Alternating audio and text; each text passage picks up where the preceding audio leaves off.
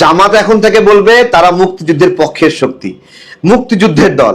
কারণ মুক্তিযোদ্ধা মেজর আখতারুজ্জামান তাদের সঙ্গে জয়েন করেছে।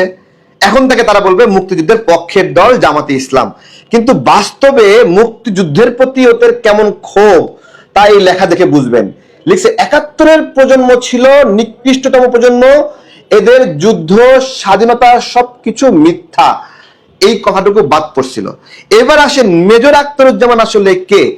মেজর আখতারুজ্জামান যখন আমরা গণতান্ত্রিক আন্দোলনে লড়াই করছিলাম, তখন গণতান্ত্রিক আন্দোলনের লড়াইকে ভেস্তে দেওয়ার জন্য সেই ভুয়া নির্বাচনে অংশগ্রহণ করে উল্টো যারা আন্দোলন সংগ্রাম করছে তাদেরকে ডিফেমিং করা, অসম্মান করা একটা ব্যক্তি হলো মেজর আখতারুজ্জামান।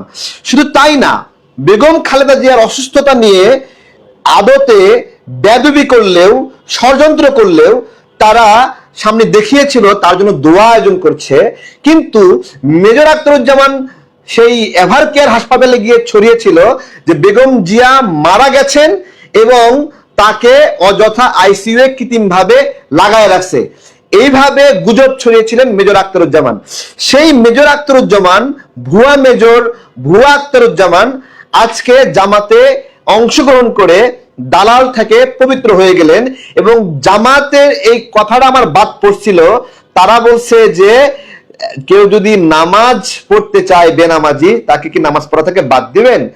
জামাত নিজেকে নামাজের সঙ্গে তুলনা করছে, নিজেকে ইমানের সঙ্গে তুলনা করছে এবং আজকে থেকে জামাত বলবে তারা হলো মুক্তিযোদ্ধার দল, কারণ তাদের সঙ্গে একজন মেজর আখতারুজ্জামান আছে, তাই তারা মুক্তিযুদ্ধের দল। কিন্তু বাস্তবে জামাতের মুক্তিযুদ্ধের বিরুদ্ধে যে ক্ষোভ, যে ঘৃণা, যে একটা ক্লেশ, এইটা কিন্তু বাংলাদেশের মানুষ মনে হয় ভুল করবে না।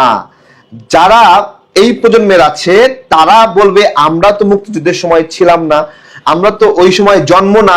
এবং তারা ৪৭-এর সব জানে, তারা ব্রিটিশ বিরোধী আন্দোলনের সব জানে, তারা দ্বিতীয় বিশ্বযুদ্ধ জানে, প্রথম বিশ্বযুদ্ধ জানে, শুধু জানে না বাংলাদেশের মুক্তিযুদ্ধ ১৯৭১। এইটা বললেই বলবে আমরা তখন বাচ্চা ছিলাম। ভাই তুমি বাচ্চা ছিলা এইটা কোনো সমস্যা না, তুমি যে বাচ্চা হইয়াও এখন গোলাম আজমের আদর্শ ধারণ করো সেটাই হলো মূল সমস্যা। সেই সমস্যা ১৬ই ডিসেম্বর বিজয়ের মাস, তারা এই মাসে মেজর আখতারুজ্জামানকে সামনে রাখা মুক্তিযুদ্ধের পক্ষের মিছিল করবে। ঠিক আছে, এটাই হলো দেখার বাকি ছিল।